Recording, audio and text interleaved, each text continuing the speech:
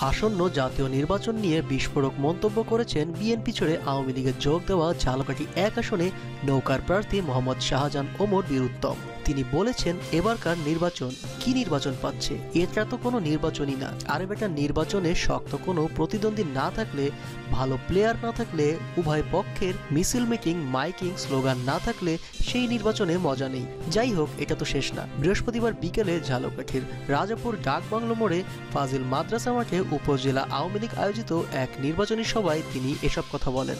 এর আগে গত সোমবার উপজেলা আওয়ামী লীগ সাধারণ সভা করে শাহজাহান ওমরের পক্ষে নির্বাচনে কাজ না করার সিদ্ধান্ত নেয়। পরে আওয়ামী লীগের উপদেষ্টা মণ্ডলীর সদস্য ও ১৪ দলের সমন্বয় আমির হোসেন আমর বরিশাল শহরের বাসভবনে এক বৈঠকে শাহজাহান ওমরের সঙ্গে উপজেলা আওয়ামী লীগের সমঝোতা হয়। দ্বন্দ্ব অবসানের পর আজ কর্মসূচিতে নেতা কর্মীরা স্বতঃস্ফূর্তভাবে অংশ নেয়।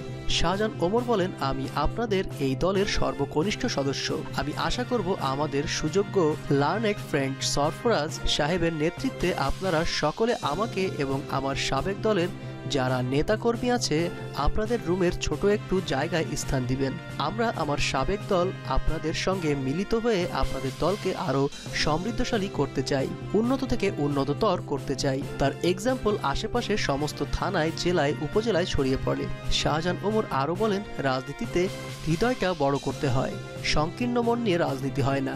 একটা ছেলে ভুল করতে পারে, অ্যাডজাস্ট করার মানসিকতা থাকতে হবে। আমি তো বিএনপি করতাম, আওয়ামী লীগের অনেকে আমার দল করত পার্সোনাল রিলেশনের জন্য। আবার এখন আমি আওয়ামী লীগে, বিএনপির কিছু লোক আসবে, ওদের ঘৃণা করে ফেলে দিলে আপনার দল দুর্বল হবে। আমরা আরও শক্তিশালী হতে চাই।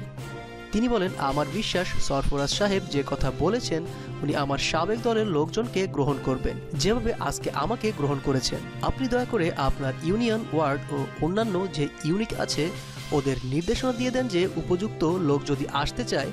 গ্যাঞ্জাম পার্টি আমিও চাই না। যারা সম্মানিত, উপযুক্ত, দেশদরদি, রাজনীতি মানা তারা আসতে চাইলে দয়া করে ঠাঁই দিবেন। বিদেশিদের নিয়ে শাহজাহান ওমর বলেন, আমি মুক্তিযোদ্ধা হিসেবে ধিক্কার জানাই। বিদেশি বদমাইশরা আমাদের উপদেশ দেয়, আরে হালা যুদ্ধ করিয়া মানুষ মারিয়া দেশ স্বাধীন করলাম। বিদেশি শকুন এসে আমাদের উপদেশ দেয়, এটা করেন, ওটা করেন, সেটা করেন। এই দেশে কোনো মড়ক নাই, তাই শকুনদেরও কোনো স্থান নাই। আমরা নিজেদের উদ্যোগে যতটুকু পারি হতে পারি আমরা কিছুটা অনুন্নত। আস্তে আস্তে আমরা শেখ হাসিনার নেতৃত্বে উন্নত থেকে উন্নততর হব।